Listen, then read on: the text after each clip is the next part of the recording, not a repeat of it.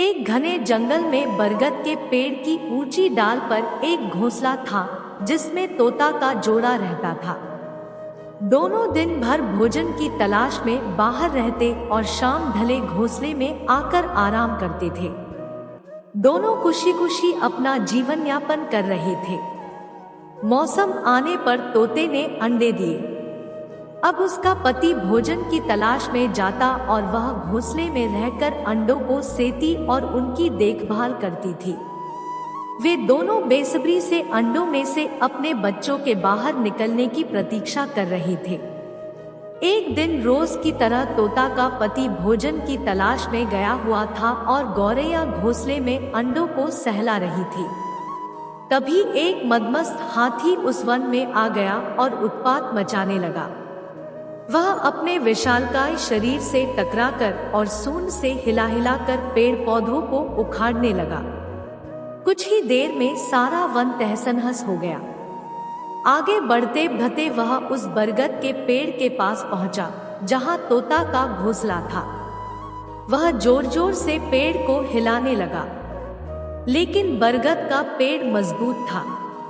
हाथी उसे गिरा नहीं पाया। लेकिन इन सब में तोता का घोंसला टूटकर नीचे गिर पड़ा और उसके सारे अंडे फूट गए। अपने बच्चों की मृत्यु पर गौरैया विलाप करने लगी। जब उसका पति वापस लौटा तो तोता ने रोते रोते उसे हाथी की करतूत के बारे में बताया। वह भी बहुत दुखी हुआ। दोनों प्रतिशोध की आग में जल रहे थे और हाथी को सबक सिखाना चाहते थे।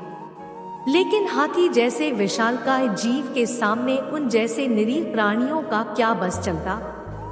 उन्हें अपने मित्र कठफोड़वा की याद आई और वे उसकी सहायता लेने को पहुंच गए।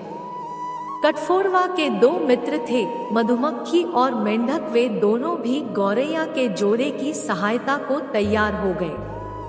सबने मिलकर योजना बनाई और हाथी को सबक सिखाने निकल पड़े। पूरे वन को तहस-नहस करने के बाद हाथी एक स्थान पर आराम कर रहा था। उसे देख योजना अनुसार मधुमक्खी ने उसके कानों में अपनी स्वरलहरी छेड़ दी। हाथी स्वरलहरी में डूबने लगा ही था कि कठफोड़वा ने उसकी दोनों आंखें फोड़ दी। हाथी दर्द से चीख उठा। इधर हाथी के अंधे होते ही कुछ दूरी पर मेंढक टर-टर करने लगा। मेंढक के टर्राने की आवाज सुनकर हाथी ने सोचा कि अवश्य ही कुछ दूरी पर तालाब है। वह मेंढक की आवाज की दिशा में बढ़ने लगा। योजना अनुसार मेंढक एक दलदल के किनारे बैठा टर्रा रहा था। हाथी तालाब समझकर दलदल में जा घुसा और फंस गया।